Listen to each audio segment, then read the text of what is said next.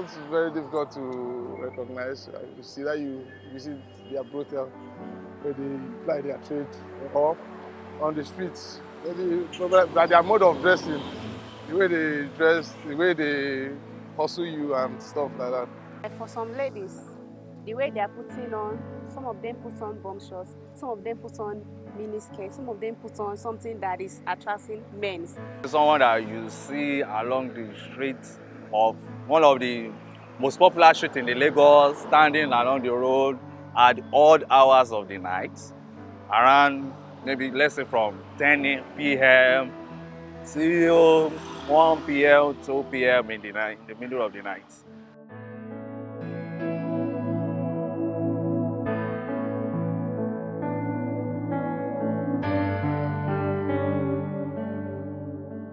My name is Magaret, and I was 17 years when I started sleeping with men for money. Not like I stood on the street or anything, but whenever I find a man with money, I exchange sexual favors for money. At 17, I had just finished my WAEC exams, and I was preparing for my JAM exams. My parents were pretty much comfortable. As normal, they provided for most of my needs, at least the most important ones. On one occasion, I went to study with a friend. About 2 hours into our study session, she suggested we go get drinks. And I accepted since I was starving and I kind of needed a break from studying. About 30 minutes we were at the mall getting our drinks when a man walked up to us and offered to pay for our drinks. He said he likes me and he would like to know me better. Normally I would have respectfully declined, but after all, he looked like he was married. But he was kind of cute, and to be honest, I kind of liked the attention. Don't get me wrong, it's not like I don't feel beautiful or anything like that, but I've never had a grown man talk to me like he wanted me. 2 weeks later, he invited me to one of the hotels in the area. Coincidentally, my mom sent me to the market that same day. Instead of going to the market first, I went to the hotel to meet him, and we had sex. It was my first time. I felt really weird and stupid.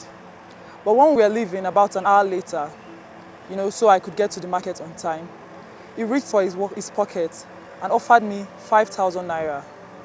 I happily accepted it. As a matter of fact, I was surprised. I wasn't expecting any money, and this made me feel very powerful. 5,000 naira at that age, we all know it's not easy to come by. My parents never even gave me 5,000 naira for myself. Later that day, I got home 3 hours past the expected time. My mom was furious. She was almost killing me. I told her there was traffic and she reluctantly accepted my excuse. Now, I felt rich. I could buy some things I couldn't buy before. I could get some new clothes. 5,000 naira was like winning a lottery to me at that age. I was happy. But my happiness was short-lived. After that day in the hotel, I never heard from him. I tried calling him, but his line wasn't going through. I even texted, but nothing. So, I went back to the mall where I met him, hoping he would show, but he did not. On my way out of the mall, another guy approached me. He looked like he was in his mid-30s, and he looked like he came from money. So I figured I could get to know him and get some money from him too. After all, the other guy was a no-show. So I hooked up with him and got money from him. My life went on like this. All I was thinking at this point was money. And if I could make money just like that, why not? I even joined an app. It was like calling an Uber, the app I mean. Men chat me up and book me for sex. We negotiate the price online and choose a hookup spot. It could be his house, an hotel, even his workplace. It's that bad.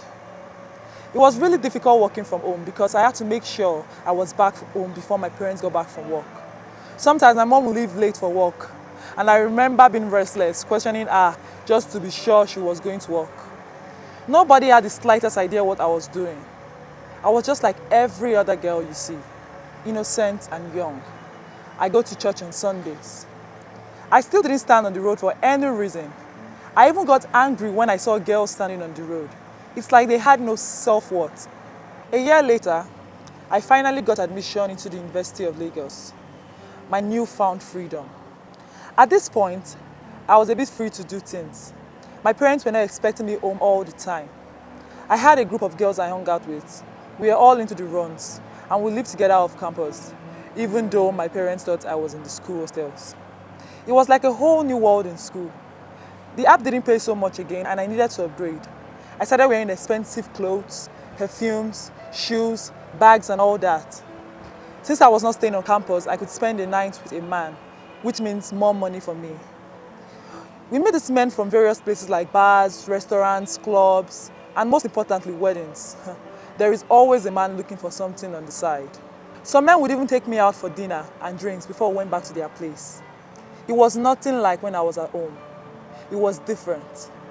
There were occasions my life was at risk, like when I stole money from a man that didn't pay me well, and the time I saw my picture tied up with jazz in one of my sugar daddy's drawer. I had to sneak out when he went to the bathroom. But my greed for money kept me going. Little did I know my days as a prostitute was coming to an end. I was having an exam in school early one morning, and my school was offering free STD tests to students. One of my friends decided to get tested because she had been feeling itches the past few weeks. She told me to support her because she felt ashamed going there alone. So I decided to get tested too.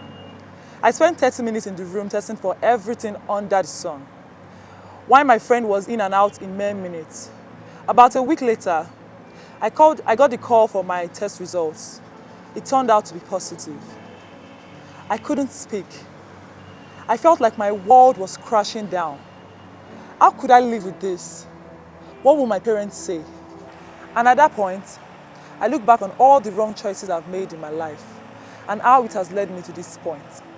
And I vowed to do better. I vowed to speak up.